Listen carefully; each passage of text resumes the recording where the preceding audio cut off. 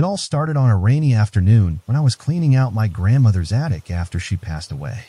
The air was thick with dust, and the faint smell of mildew clung to everything. I was sorting through old boxes, most of them filled with yellowed newspapers and broken trinkets, when I stumbled upon a small ornate wooden box tucked beneath a pile of moth-eaten blankets.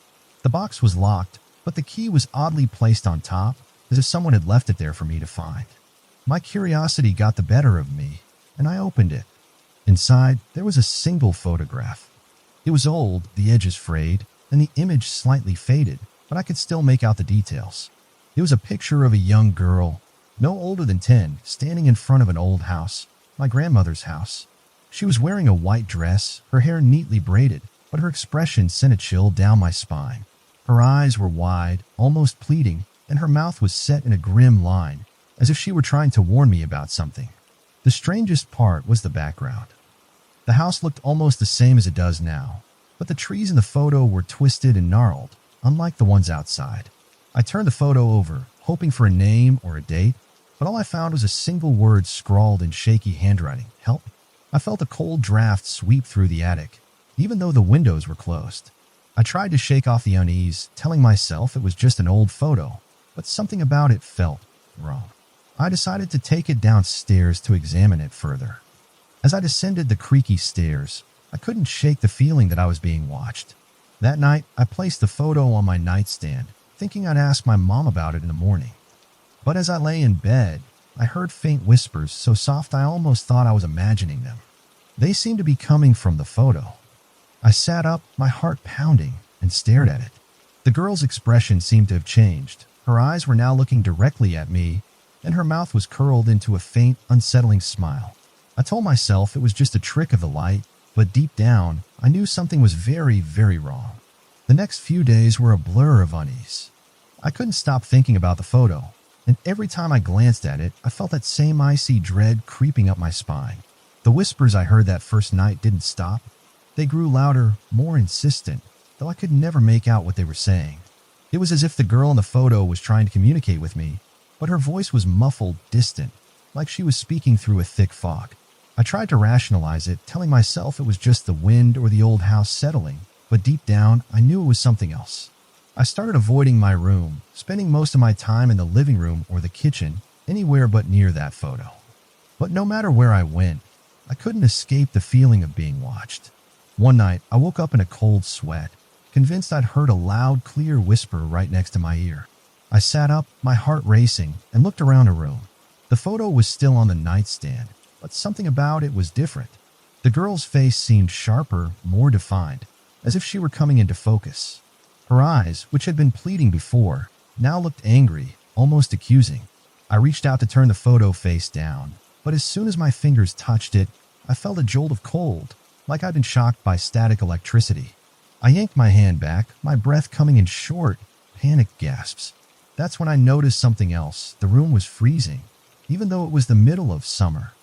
I grabbed a blanket and wrapped it around myself, but the cold seemed to seep into my bones. I tried to go back to sleep, but the whispers kept me awake, growing louder and more frantic with each passing hour. By morning, I was exhausted, my nerves frayed. I decided to confront my mom about the photo, hoping she could shed some light on who the girl was. When I showed it to her, her face went pale, and she immediately turned it face down on the table. "Where did you find this?" she asked, her voice trembling. I told her about the attic, the wooden box, and the key. She shook her head, her eyes wide with fear. "You need to put it back," she said firmly. "This photo, it's not safe." I asked her what she meant, but she refused to say anything more, only repeating that I should put it back where I found it. Her reaction scared me more than the photo itself. That night, I decided to do as she said. I took the photo back to the attic, placing it carefully inside the wooden box and locking it with a key. As I turned to leave, I heard a soft, mournful cry behind me. I froze, my heart pounding, and slowly turned around. The box was still closed, but the air around it felt heavy, oppressive. I ran downstairs, slamming the attic door behind me. Tried to convince myself it was over. But as I lay in bed that night, I realized the whispers hadn't stopped. If anything, they were louder than ever, and this time I could almost make out the words, "Don't leave me." The whispers didn't stop after I returned the photo to the attic. If anything, they became more persistent, more desperate. I tried to ignore them, burying myself in work and distractions, but it was no use.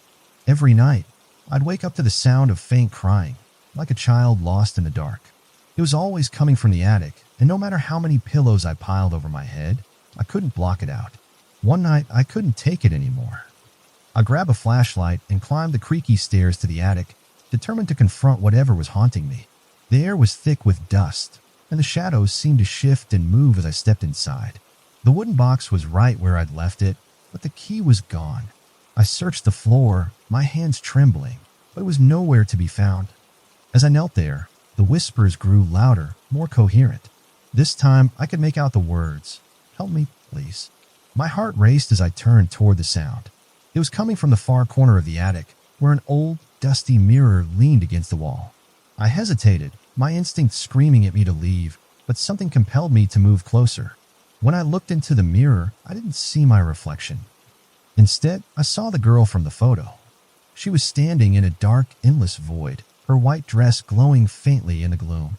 Her eyes were filled with tears, and she reached out toward me, her small hand pressing against the glass. I stumbled back, nearly dropping the flashlight, but her voice stopped me. "Please," she begged, her voice trembling. "I've been trapped here for so long. You have to help me." I asked her who she was, my voice shaking, and she told me her name was Emily. She said she had lived in this house long ago, but something terrible had happened to her. She didn't go into details, but the pain in her eyes was enough to make my chest ache. I asked her how I could help, and she pointed to the wooden box. "The key," she whispered. "Find a key. It's the only way to set me free." I told her I couldn't find it, and her expression darkened. "It's here," she said firmly. "Look again." I turned back to the box, my hand shaking as I searched the area around it. That's when I noticed something strange, a small hidden compartment in the floorboards beneath the box. I pried it open with my fingers, and there, nestled in the dust, was the key. As soon as I picked it up, the temperature in the attic dropped sharply, and the whispers turned into a deafening roar. Emily's face in the mirror twisted with fear. "Hurry," she cried, "before it's too late." I didn't know what she meant, but I didn't have time to think. I unlocked the box and opened it, expecting to find the photo inside. But instead, I found a small, delicate locket. It was tarnished with age, but I could still make out the initials engraved on the front. M. As I held it in my hands, the whispers stopped and the attic fell silent. For the first time in days, I felt a sense of relief. But as I turned to leave, I caught a glimpse of the mirror again. Emily was gone, but in her place was something else, a shadowy figure, tall and menacing, its eyes glowing like embers in the dark. I didn't wait to see what it was. I ran downstairs, clutching the locket, and didn't stop until I was safely in my room. That night, I slept with the locket under my pillow, hoping it would keep the shadows at bay. But as I drifted off, I heard Emily's voice one last time, faint but clear. "Thank you, but it's not over yet." The locket became my constant companion after that night in the attic. I wore it around my neck, hidden beneath my shirt, as if it were a talisman against the darkness that seemed to follow me. For a few days, the whispers stopped, and the house felt almost normal again. But the relief was short-lived. One evening, as I was getting ready for bed, I noticed something strange about the locket. It was warm to the touch, almost as if it had a life of its own. I held it in my hand, studying the intricate engravings, when I felt a faint click. The locket sprang open, revealing a tiny, folded piece of paper tucked inside. My hands trembled as I unfolded it, revealing a message written in the same shaky handwriting as the back of the photo. "Find a tree. Free me." I didn't know what it meant, but I knew it was from Emily. That night, I dreamed of the twisted, gnarled trees from the photo. They loomed over me, their branches reaching out like skeletal fingers, and at the base of the largest tree, I saw Emily. She was kneeling in the dirt, her hands pressed against the trunk, and she was crying. When I woke up, I knew what I had to do. I grabbed a shovel from the garage and headed to the backyard, where the largest tree stood. It was an ancient oak, its trunk twisted and scarred, and as I approached it, I felt a strange pull, as if the tree itself was calling to me. I started digging at its base, the ground hard and unyielding. The sun was barely up, and the air was cool, but sweat dripped down my face as I worked. After what felt like hours, my shovel hit something solid. I dropped to my knees, brushing away the dirt, and uncovered a small, rusted metal box. My heart raced as I pried it open, revealing a collection of old, yellowed letters and a child's diary. The name on the cover was Emily's. I sat there in the dirt, flipping through the pages, and slowly, her story began to unfold. She had lived in this house over a century ago, a lonely child who spent most of her time exploring the woods and writing in her diary. But something had happened, something terrible. The last few entries were frantic, almost illegible, filled with mentions of a shadow man who'd been watching her. The final entry sent chills down my spine. He's here. He's in the house. I don't know what to do. I'm so scared. If anyone finds this, please help me. He's coming for me. The letters stopped after that. I sat there, staring at the diary, my mind racing. What had happened to Emily? And who or what was the shadow man? As I closed the box, I noticed something else, a small carved symbol on the inside of the lid. It was a spiral, surrounded by strange, rune-like markings. I didn't know what it meant, but it felt important. I took the box and the diary back to the house, determined to find answers. But as I stepped inside, I felt a sudden, overwhelming sense of dread. The air was heavy, and the shadows in the hallway seemed to shift and move. I hurried to my room, locking the door behind me, and placed the box on my desk. That's when I heard it, a low, guttural growl, coming from the attic. My blood ran cold as I realized the shadow man wasn't just a figment of Emily's imagination. He was real, and he was still here. The growl from the attic sent me into a panic. I grabbed the locket and the diary, clutching them tightly as if they could protect me. The house felt different now, colder, darker, as if the shadow man's presence had seeped into every corner. I could hear footsteps above me, heavy and deliberate, pacing back and forth across the attic floor.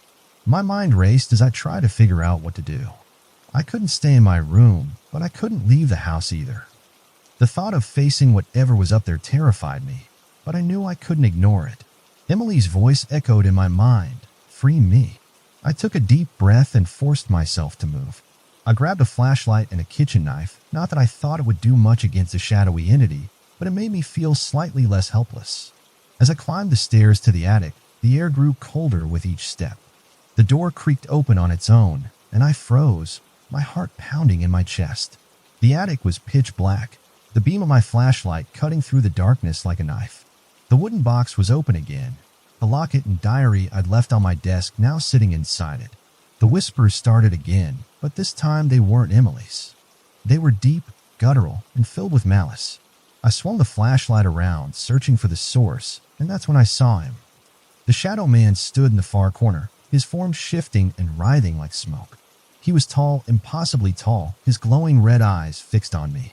My legs felt like they were made of lead, but I forced myself to stay calm. I held up the locket, hoping it would do something, and to my surprise, the shadow man recoiled. He let out a low, guttural growl, but he didn't come any closer. Emily's voice suddenly filled the room, louder and clearer than ever before. "The locket is the key," she said, "but you have to destroy it. It's the only way to break his hold." I didn't understand what she meant, but I didn't have time to think. The shadow man lunged at me, his form expanding to fill the room.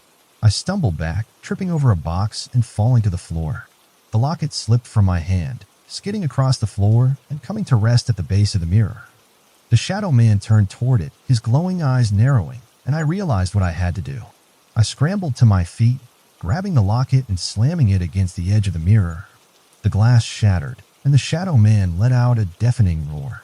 The room was plunged into chaos, the air filled with swirling shadows and the sound of breaking glass. I shielded my face, waiting for it to end, and when I finally looked up, the shadow man was gone.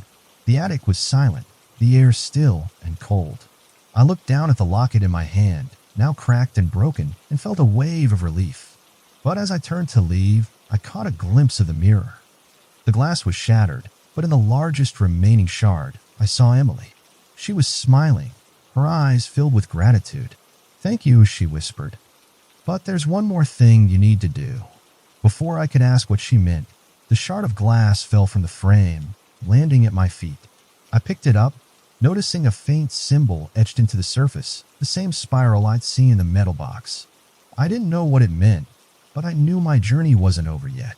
The broken shard of mirror felt heavy in my hand, the spiral symbol etched into its surface seeming to pulse faintly, as if alive.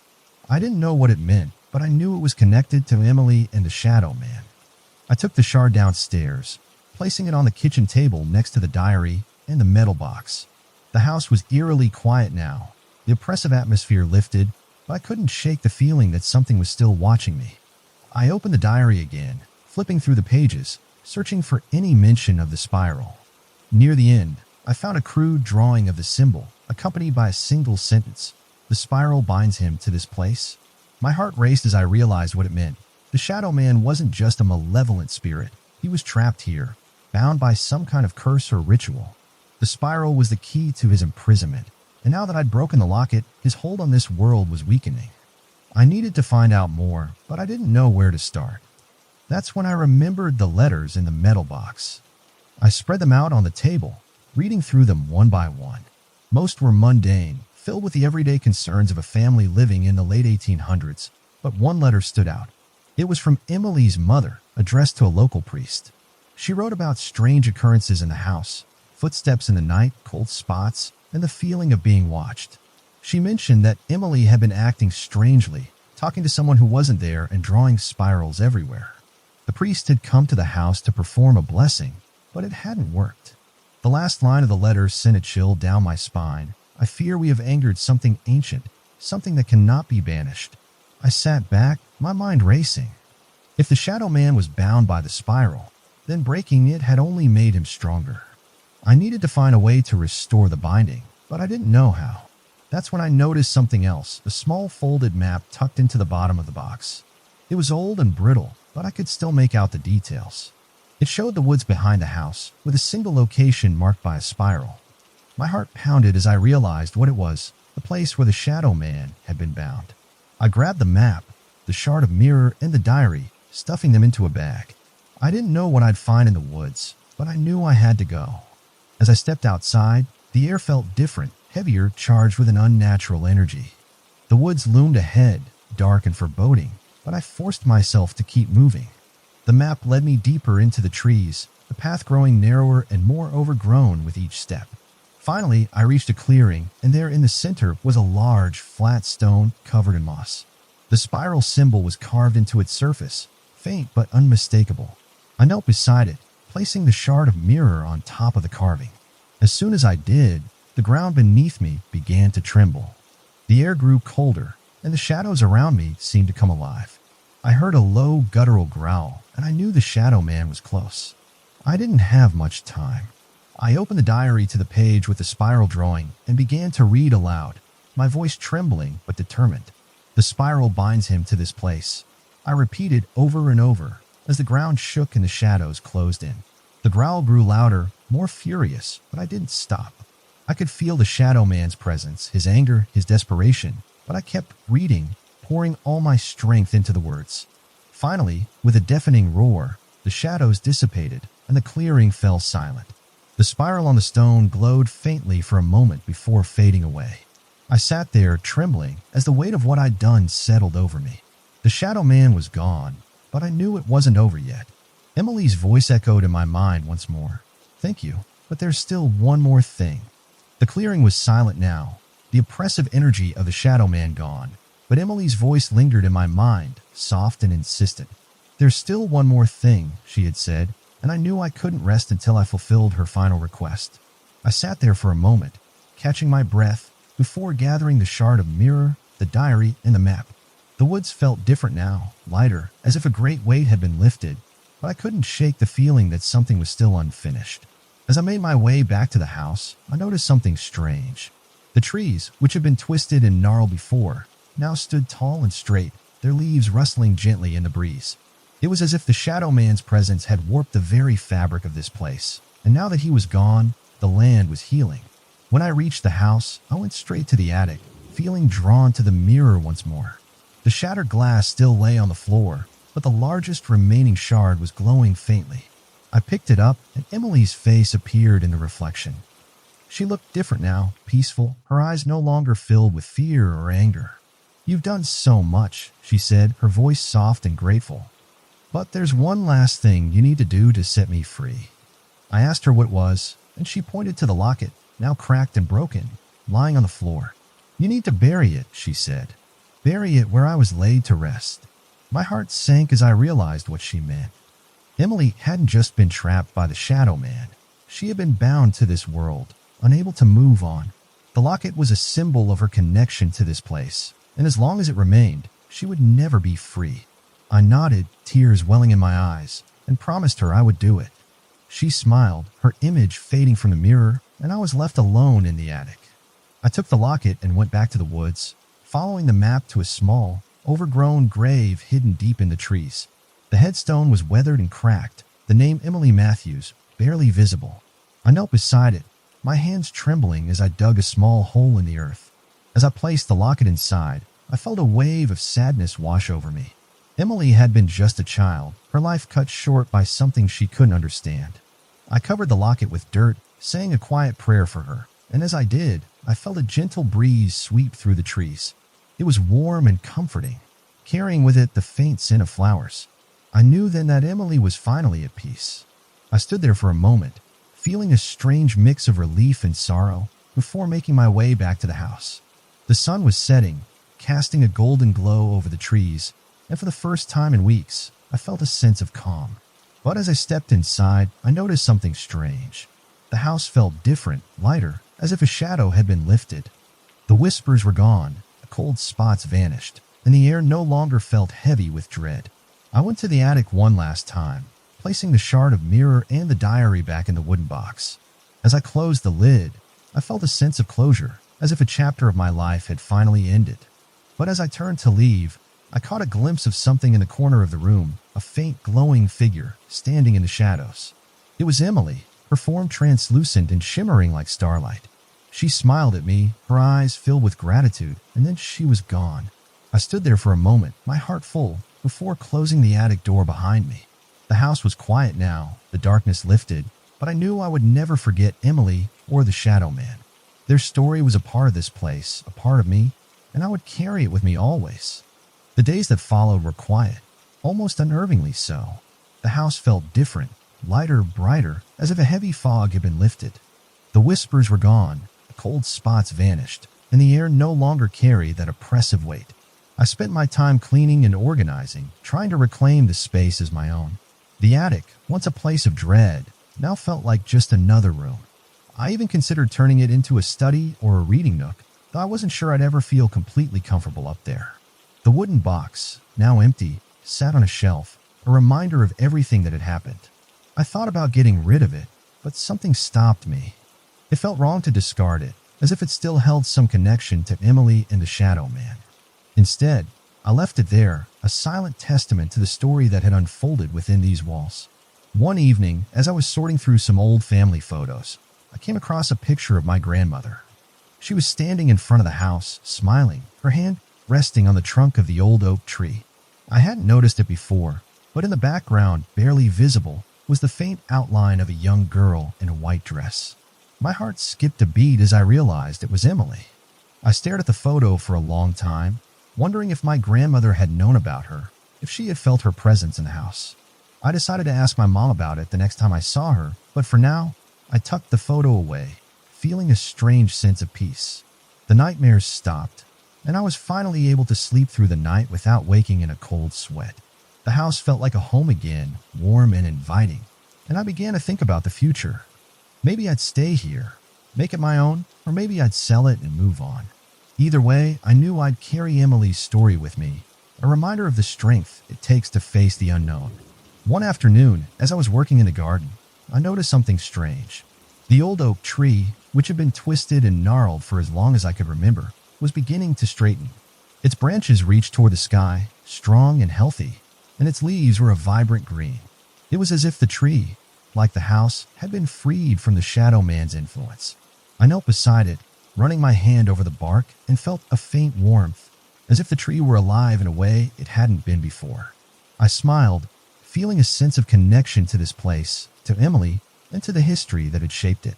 As I stood there, I heard a faint sound, like the rustling of leaves in the wind.